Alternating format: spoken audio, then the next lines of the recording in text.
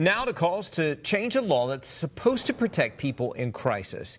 In Minnesota, 911 dispatchers are required to send trained mental health crisis teams to calls. 5 Investigates found depending on where you are, they may not be sent. That reporting is now the focus of a new bill at the state capitol.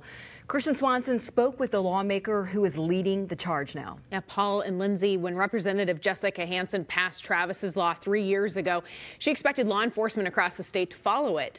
But now she's writing a new law after 5 Investigates discovered some counties didn't send crisis teams to any mental health calls, a decision one family says had deadly consequences. At her kitchen table, Tara Sykes wrote page after page on her family's fight to help her eldest son. Here's all my dates and conversations. In 2022, Brent Alsleben was shot and killed by police in his New Auburn apartment during a welfare check.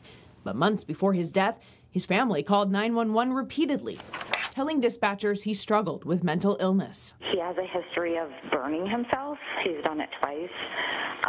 He has a history of not eating.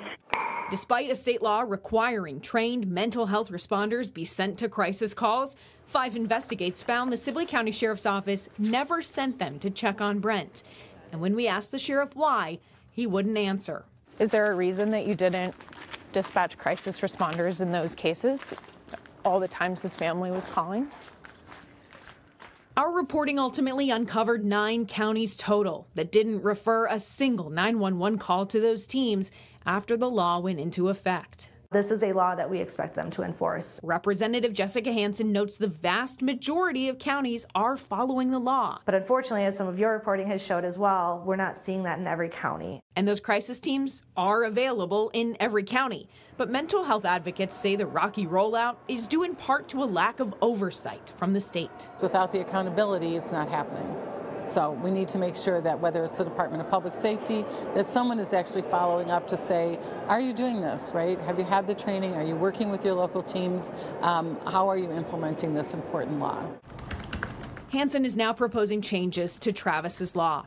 Her bill requires training for 911 dispatchers so they can recognize mental health crisis calls. It puts the state in charge of monitoring and enforcing the law and allows the public to sue officials for violating it. We do think there should be some consequences and some remedies in place for the counties that choose not to implement such an important law. A law that will bear Brent's name. I didn't want him to be dehumanized.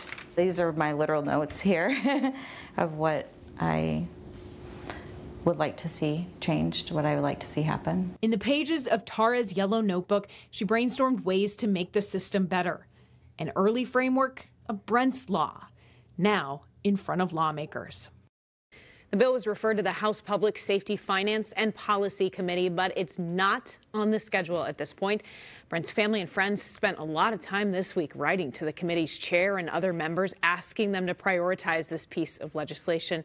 If you'd like to provide your feedback, we have information on how to contact those lawmakers in the story that's on our website right now at kstp.com. Keep us updated on the process. Will do.